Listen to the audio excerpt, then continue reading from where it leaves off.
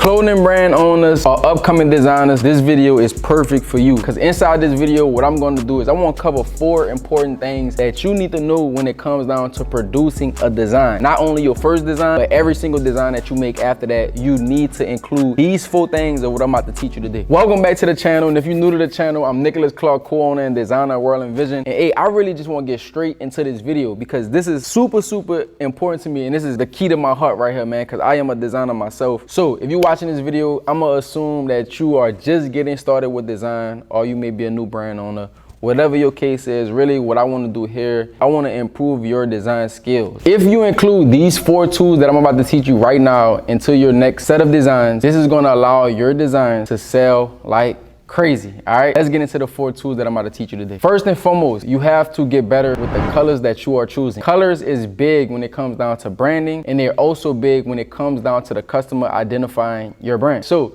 if we can think about a color, and I'm sure everybody gonna get this right whenever I ask you this question, but if you walk into Best Buy, what is the first color that you think of?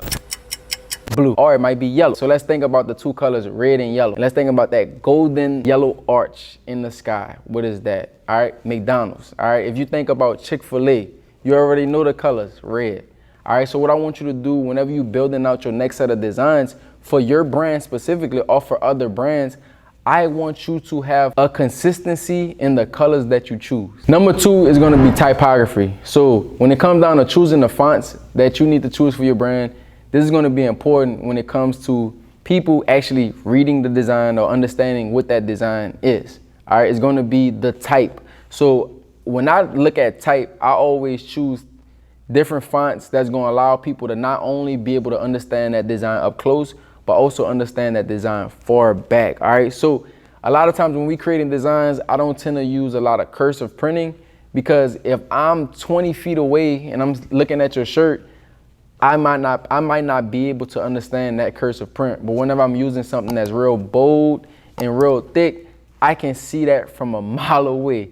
All right, so type is going to be one of the ways to get your designs to stand out. And not only am I going to teach you these 4 tools and these 4 elements to include it to your next designs, I'm also going to show you this on Kittle. All right, so yes, you might be a startup designer or a startup brand owner, but Kittle is perfect for beginners. All right, so people that don't have design skills, or people that's trying to save a little money and do the designs themselves, Kittle is perfect, because not only do they have designs that you can actually change into the designs that you want for yourself, but what you can also do is use the typography that's actually on Kittle. You can use the colors that's on Kittle. You can use basic templates that can already get your design off the ground, and all you need to do is add in your special elements and your special effects to make that design specifically for your brand. So like I said, whenever you're thinking about type, you don't want to just think about making it fancy, but you want to think about making it legible. All right, you want people to be able to read this, not only just see it and say that it's cool, you want people to read it and also think that it's cool. Type is going to be important when it comes to creating your next winning and best-selling design. Number 3 is going to be composition. And when I say composition, this is actually all the elements that I just previously talked about compacted into the space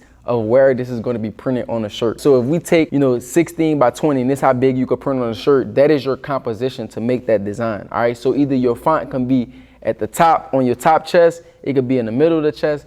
Let's take Essentials for example. Essentials have a basic design, but they changed the composition of where they placed the design, which made this design cool to their customers. All right, so Essential is on the back middle of their crew necks of their hoodies. Most people would have just placed it very high, close to the shoulders, but what Essentials did, they did it in the mid back area. All right, so this is going to be composition. Where you choose to place these elements has a huge significance on the outcome of the design. All right, so whenever you're making these designs, don't just think about making cool designs, but think about the placement of the design. Because if you make a design too wide, and then your printer only could go 13 inches, 14 inches wide, then you got to shrink it down. It may not look as how you was designing it. But if you designing with composition in mind, 9 times out of 10, what you create is going to be the exact outcome in which when you go create that design and put it on a t-shirt or put it on a hoodie. All right, so whenever you're coming up with designs, whenever you're coming up with color or type, think about the composition that all of these things are going to go on. All right, let's get into number 4. Number 4 is gonna be a mock-up, all right? So now that we create this design, all right, now that we choose these colors, now that we place it on a composition that we like, we wanna put this on a mock-up. The reason why we wanna put this on a mock-up is this is gonna be how you communicate your ideas to a stranger. This is gonna be how you communicate your ideas to your team. This is how you're gonna communicate your ideas to a manufacturer. All right, so mock-ups are important because sometimes you may see it in your head as one thing, but sometimes it may look different when it goes on the product. All right, so mock-ups is gonna be the closest thing to visualizing how this is gonna come out rather than a sample itself. All right, so you're never gonna actually see the end of the product until you get the sample, but a mock-up is the closest thing to a sample. All right, so you wanna use these 4 elements to increase your skills as a designer. And like I said, I don't wanna just talk about it or teach you about it.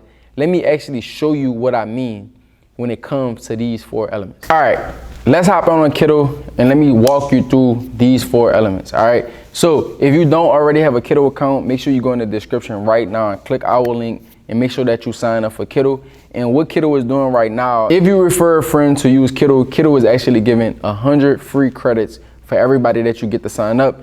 Hey, so make sure y'all go sign up so I can get my free 100 credits. All right, let's get it.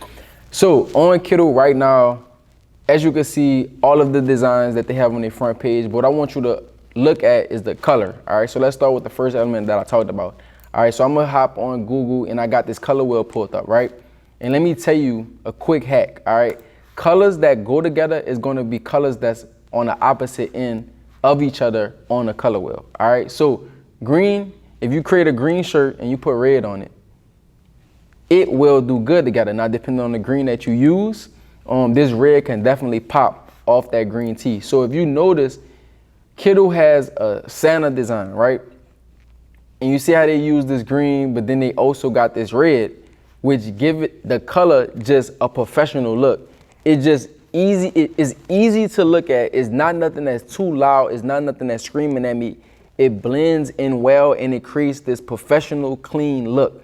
All right, so the colors that you choose can be a huge outcome of how people take in this design when they actually look at it. All right, check this one out. Daily Lash. All right, go in the color wheel, check it out. Blue is across from yellow.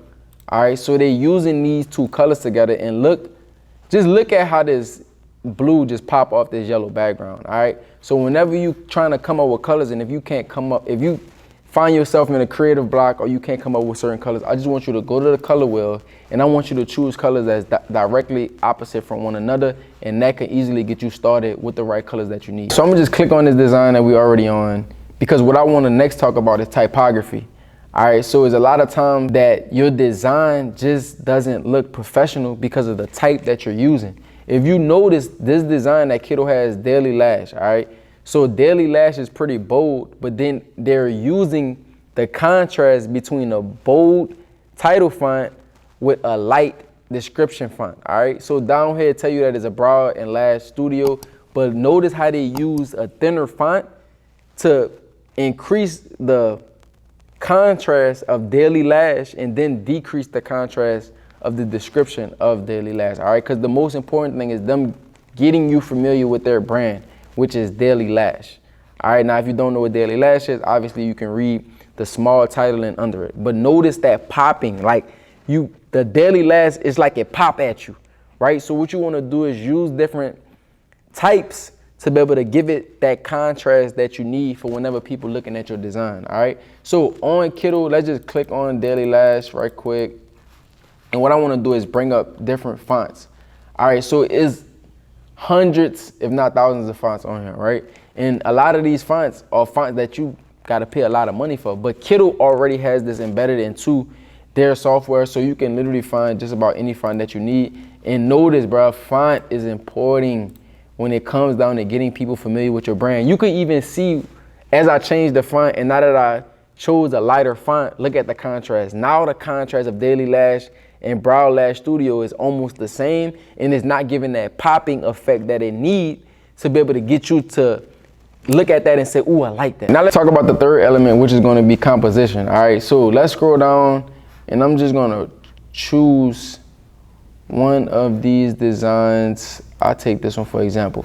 All right, so this is like a poster style design, But what I want you to notice is they didn't leave no negative space inside of this poster, all right? Because they designed this to the composition in which this design needed to go on, right? So if you notice, they're not missing out on any space whatsoever, all right? This whole thing is filled up because the artist, the designer of this project, they focused in on the composition aspect, all right? So whenever you creating a design, don't just think about just throwing different elements here and there. I want you to design for a specific composition. So the composition that we design for is the sizing of our screen prints. All right, so our screen printers only can print from 14 inches wide to 18 inches tall. Now, obviously they got oversized prints, but the general printage is gonna be 14 inches wide, 18 inches tall. So whenever we making a design, we are focusing not only on the width, but also the height, because if we want the full shirt to be printed, we have to fill up that entire composition of 14 by 18.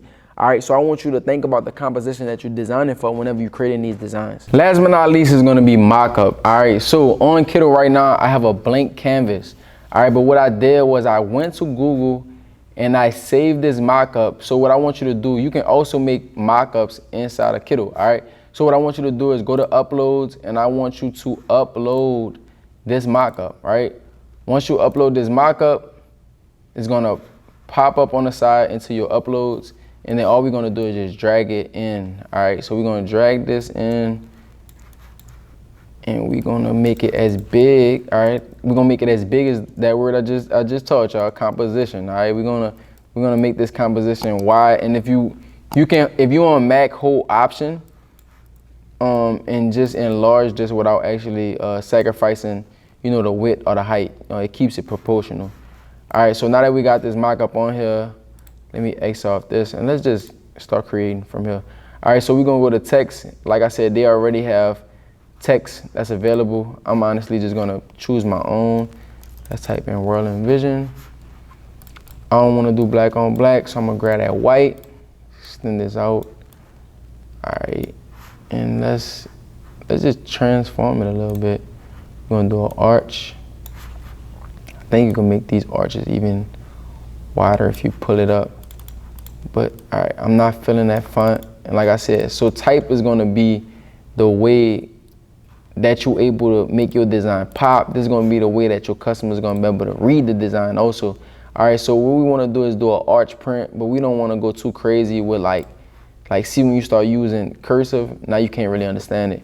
We're gonna keep it simple, but we also wanna get the whole shirt filled up, all right? So I'm liking this tall font because it allows me to get as big as I want to, right? I even like the curving arch. All right, so really, I just wanted to show you guys that you can just make just mock-ups, just on Kittle. So mockups is gonna be important because this is what's gonna allow you to, you know, communicate the ideas that's inside of your head, right? So it's some of us that got brilliant, crazy, fun, $1 million ideas in our head, but we don't know how to actually get it out and get people to also visualize those $1 million ideas. It's not that they don't believe in it, it's because they can't visualize it, all right? So in order to get your $1 million ideas to be seen or to be heard, you must create mockups, all right? So I want you to use Kittle to actually have mockups that you can upload, because once you upload them, guess what? It's all saved down your account. So you able to, once you delete this one, you can just pull it back up and you can just create another one, all right? So now you can use your uploads for mockups and for other tools that you want to put your designs on, all right? So that's gonna be my 4 elements that I teach you today, because this is what's gonna improve your skills as a designer. This is what's gonna allow you to start creating those winning designs that sell like crazy. All right, I hope you enjoyed this video. Make sure y'all let me know what was your favorite part. All right, and make sure you hit that subscribe button, make sure you hit that like button, and make sure that you go sign up for Kittle if you are somebody that don't want to use all the technical features of these other design programs, but want to stick to something that's simple and basic, and that allows you to use, you know, the basic experience that you have to still show off great skills that you may also have. All right, thank you for watching this video.